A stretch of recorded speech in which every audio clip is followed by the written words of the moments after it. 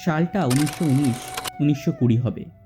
Darjeeling Himalayan রেলওয়ের ঘুম থেকে দার্জিলিং অংশটি নিয়ে ব্রিটিশ ইঞ্জিনিয়াররা পড়েছিলেন বড় সমস্যায়। কী ছিল সেই সমস্যা, কিভাবে হলো তার সমাধান, আজকে আপনাদের সেই ইতিহাসই বলবো। আপনারা যারা দার্জিলিং গেছেন প্রায় সবাই একবার হলেও বাতাসিয়া লুপ ঘুরে এসেছেন। অনেকে টয় ট্রেনে বসে সেই গোল ঘুরপথ দিয়ে যাওয়ার ভিডিও তুলে সোশ্যাল মিডিয়ায় পোস্ট করেছেন, কিন্তু কখনো ভেবে দেখেছেন কেন এই বাতাসিয়া লুপ তৈরি হয়েছিল? আপনি যখন দার্জিলিংয়ে টয় ট্রেনে বসে ধীরে ধীরে পাহাড়ের গা ঘেঁষে চলেছেন, চারিপাশে সবুজ চা বাগান, ভাসমান কুয়াশা আর দূরে তুষারশুদ্ধ কাঞ্চনজঙ্ঘার অপরূপ দৃশ্য দেখতে দেখতে ঠিক তখনই ট্রেনটি ঢুকে পড়ে এক আশ্চর্য জায়গায়।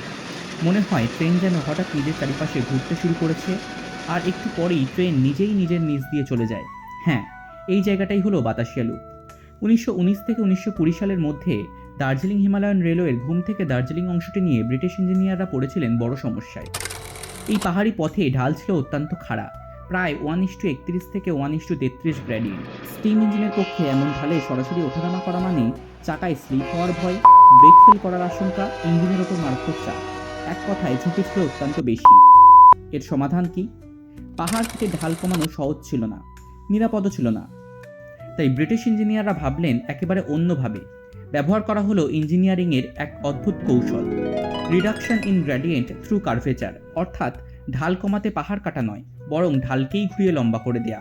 এর ফলেই তৈরি হলো একটি সম্পূর্ণ বৃত্তাকার রেলপথ বাতাসিয়া লুপ। ট্রেন যখন বাতাসিয়া লুপে ঢোকে সে একটি পূর্ণ বৃত্তে ঘোরে। এই একবার ঘোরার মধ্যেই ট্রেন প্রায় 20 থেকে 25 ফুট উচ্চতা কমিয়ে ফেলে, ফলে গতি থাকে সম্পূর্ণ নিয়ন্ত্রণে, ইঞ্জিন স্বস্তিতে কাজ করে আর যাত্রীদের যাত্রা হয় মসৃণ এবং নিরাপদ। এই অসাধারণ নকশার পিছনে যিনি ছিলেন তিনি হলেন ইস্টার্ন রেলওয়ের চিফ ইঞ্জিনিয়ার ফ্র্যাঙ্কলিন প্রেস্টিজ। আজ 100 বছর পরেও যখন টয় ট্রেন ধীরে ধীরে বাতাসিয়া লুপে ঘোরে, পিছনে কাঞ্চনজঙ্ঘা নীরবে দাঁড়িয়ে থাকে আর পর্যটকরা সেই মুহূর্ত ক্যামেরাবন্দি করেন, তখন অজান্তেই আমরা শ্রদ্ধা জানাই ফ্র্যাঙ্কলিন প্রেস্টিজের সেই দূরদর্শী চিন্তাকে। দার্জিলিংয়ের লরেটো কনভেন্ট স্কুলে স্থাপিত একটি স্মারক ফলকে তাকে founder of Darjeeling Himalayan railway হিসেবে সম্মান জানানো হয়েছে। দার্জিলিং হিমালয়ান রেলওয়ের অসাধারণ প্রকৌশলের সাফল্যের স্বীকৃতিস্বরূপ গ্রেট ব্রিটেনের বিশ্ববিদ্যালয়ে তাকে ডক্টর অফ ইঞ্জিনিয়ারিং উপাধিতে ভূষিত করে।